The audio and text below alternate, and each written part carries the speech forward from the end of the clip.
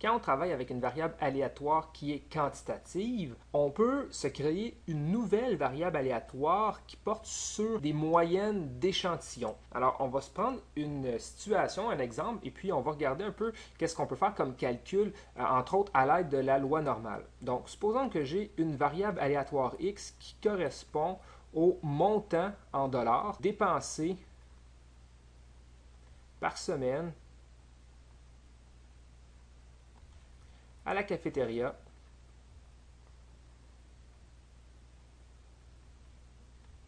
par un étudiant. Donc, supposons ici là, que ma population consiste en, bon, disons, 1000 étudiants. Donc, j'ai une population de 1000 étudiants dans une école. Et puis, je m'intéresse, dans le fond, à savoir, à connaître le montant dépensé par semaine par un étudiant. Alors, la variable ici, bon, je peux peut-être donner, disons, une moyenne. Donc, supposons qu'en moyenne, je vais mettre mu indice x pour faire référence à la variable aléatoire x.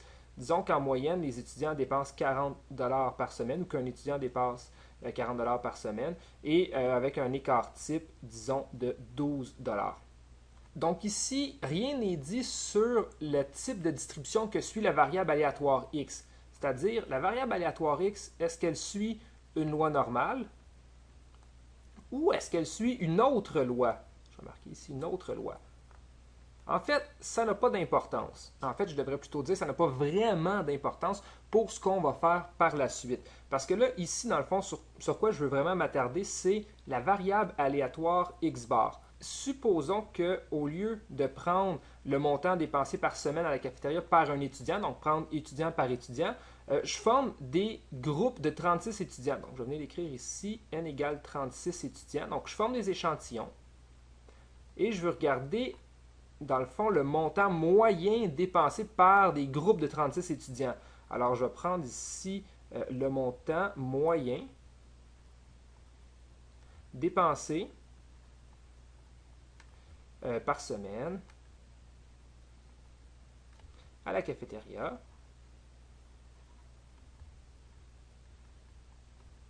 Mais pas par un étudiant, mais plutôt par un groupe de 36 étudiants. Donc, en fait, ici, c'est qu'au lieu de prendre mes étudiants un à un, comme dans le cas de la variable aléatoire x, je les prends ici par groupe de 36. Donc, toutes mes données sont calculées sur des groupes de 36. Alors, ici, on sait que la variable aléatoire x bar va approximativement suivre une loi normale de moyenne mu x et d'écart type sigma x sur racine carrée de n, où n, c'est la taille de l'échantillon.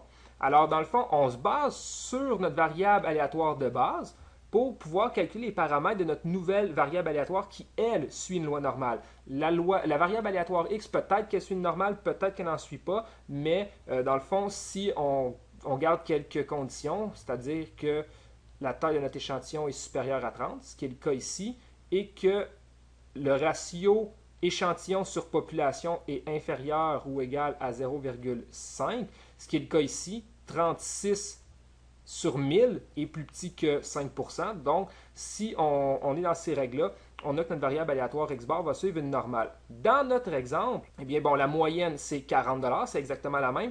Pour l'écart type, on pourrait peut-être les calculer. Donc, dans le fond, notre écart type, ça serait quoi? Je vais venir faire une petite flèche ici. Ça serait 12 divisé par racine de 36, étant donné que mon écart type d'origine pour la variable aléatoire x et la taille de l'échantillon est 36, donc 12 sur 6, ce qui nous donne 2 Et donc, ma variable aléatoire x bar suit une loi normale ou approximativement une loi normale de moyenne 40 et d'écart type 2.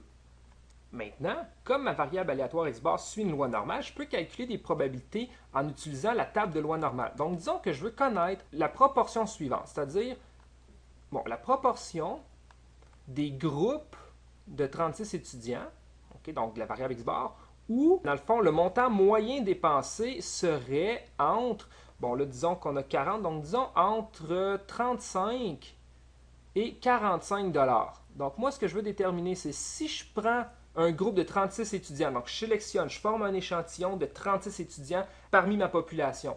c'est quoi la probabilité qu'à l'intérieur de ce groupe-là, le montant moyen dépensé soit entre 35 et 45 dollars. Donc, dans le fond, ici, ce qui m'intéresse, c'est pas pris individuellement chacun des 36 étudiants, mais c'est vraiment la moyenne de ce groupe-là. C'est quoi la probabilité qu'elle se situe entre 35 et 45?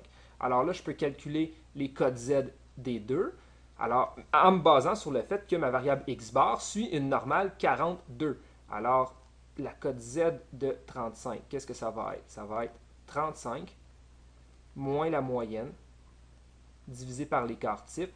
Et donc, je vais obtenir moins 5 demi ou encore moins 2,5. 45 ici, bon, ben si on fait le calcul, on va obtenir sensiblement la même chose parce qu'on va avoir 45 moins 40 divisé par 2. Donc, on va avoir 5 demi au lieu de moins 5 demi. Et donc, on va obtenir une cote Z de 2,5. Et donc, la probabilité, c'est la même chose que de trouver la proportion pour les codes Z entre moins 2,5 et 2,5. Donc, si je me fais un dessin, je vais le faire ici. J'ai mon centre qui est ici à 0. J'ai moins 2,5, j'ai 2,5 et je veux tout ce qui est entre les deux. Alors, je vais additionner les deux proportions que je vais trouver. En fait, c'est la même proportion, étant donné que c'est la même code Z à un signe près. Donc, 2,5 est ici.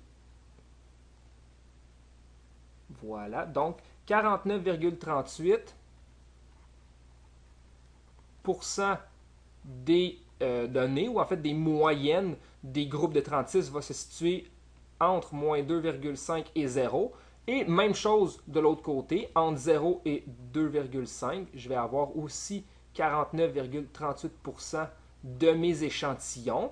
Donc, dans le fond, ici, si on additionne, on obtient un pourcentage de 98,76%.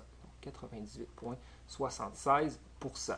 Alors, si on veut l'interpréter, celui-là, ça veut dire que 98,76% des échantillons de taille 36, donc je vais peut-être juste l'écrire ici, là, donc 98,76% des échantillons de taille 36, donc 98,76% des échantillons de taille 36 auront une moyenne entre 35 $ et 45 $. Donc là, bien entendu, là, c'est le montant moyen dépensé par semaine à la cafétéria, là, mais si on abrège un peu, donc il y a 98,76% des échantillons que je peux former de taille 36. Si je modifie la taille, je vais modifier, si on remarque ici, l'écart type. Donc si je modifie l'écart type, bien entendu, ça ne sera plus nécessairement 2. Ici, ça va être un autre écart type, donc je vais modifier la cote Z. Donc c'est important, la taille de l'échantillon a une grande importance ici. Donc 98,76% des échantillons de taille 36 auront une moyenne entre 35 $ et 45 $ pour le montant dépensé, le montant moyen dépensé par semaine à la cafétéria. Et donc là, on peut faire n'importe quel calcul avec, en fait, n'importe quelle probabilité ou proportion qu'on veut. Donc, on aurait pu calculer entre, par exemple, 45 et 55, ou bon, ainsi de suite, là, peu importe, plus grand que 38 $, par exemple. Donc, tous les types de calculs qu'on peut faire avec une variable aléatoire régulière qui suit une loi normale, on peut le faire pour la variable aléatoire x bar qui est ici. Pour terminer, j'aimerais ça qu'on compare qu'est-ce qui se passe avec la variable aléatoire x. Donc, au début de l'exercice, j'ai dit la variable aléatoire x, je ne sais pas quelle loi elle suit. Mais supposons qu'elle suit une loi normale. Donc, juste pour comparer un peu, voir qu'est-ce qui se passe dans le cas où la variable x suit elle aussi une loi normale. Donc, si x suit une loi normale, donc on avait dit les paramètres tantôt, c'était de moyenne 40 et d'écart type 12. Et que je calcule la même probabilité, mais là, cette fois-ci, pas pour la moyenne, mais pour la variable x. Donc, si je calcule la probabilité d'être entre 35 et 45, alors là, si on effectue le calcul, donc maintenant, on va calculer la cote Z pour 35 et 45, mais maintenant, ma normale, c'est plus une normale comme j'avais tantôt, c'est-à-dire de moyenne 40 et d'écart type 2. Maintenant, je suis de moyenne 40 et d'écart type 12 parce que là, maintenant, je prends des individus. Donc, je ne prends plus des groupes d'individus. Donc, pour 35, on obtient quoi comme code Z?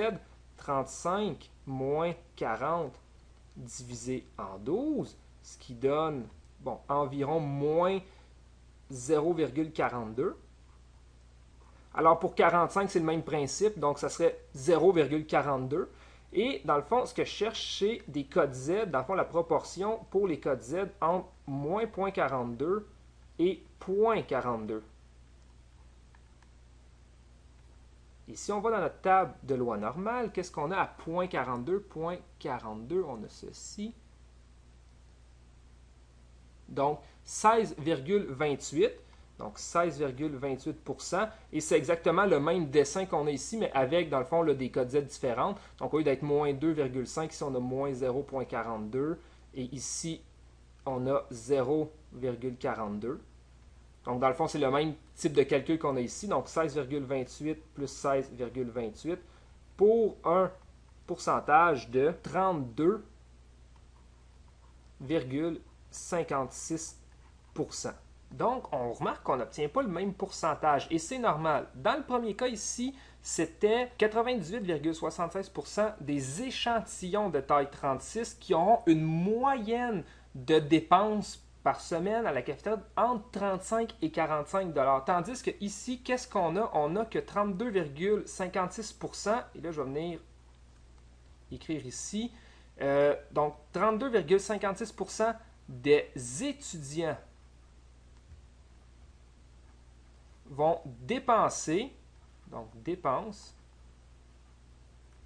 entre 35 $ et 45 $ par semaine à la cafétéria. Donc, c'est très différent. Dans le premier cas, c'est quand je regarde un groupe de 36 étudiants, en moyenne, ce groupe-là. Donc, dans le groupe de 36 étudiants qui dépensent entre 35 et 45 $ en moyenne, bien entendu, il y en a qui vont dépenser beaucoup moins, il y en a qui vont dépenser beaucoup plus. Alors, c'est vraiment ici la moyenne.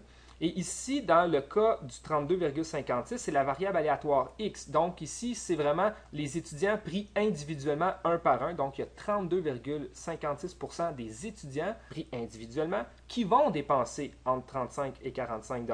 Et la différence ici, en fait, est normale parce que l'écart type, ici, dans le cas de la variable aléatoire X bar, est beaucoup plus petit que l'écart type dans le cas de la variable aléatoire X. Et donc, ici, les données sont beaucoup moins dispersées, donc sont beaucoup plus proches de la moyenne. Donc, dans le fond, ici, dans ce cas-ci, beaucoup plus proche de 40. Alors, comme les données sont très, très concentrées autour de 40, dès que je m'éloigne un petit peu, je ramasse une grande proportion des données. Tandis qu'ici, les données sont beaucoup plus dispersées. Donc, si je m'éloigne de la même distance, dans ce cas-ci, regardez, là, ma moyenne est 40, je me suis éloigné de 5 en bas, 5 en haut. Même chose ici, la moyenne est 40 aussi, et je me suis éloigné de 5 en bas et 5 en haut. Comme les données sont beaucoup plus dispersées, étant donné que ici mon écart type est plus grand, eh bien je vais ramasser moins d'unités statistiques, donc moins de données. Donc c'est normal que ma proportion soit plus petite.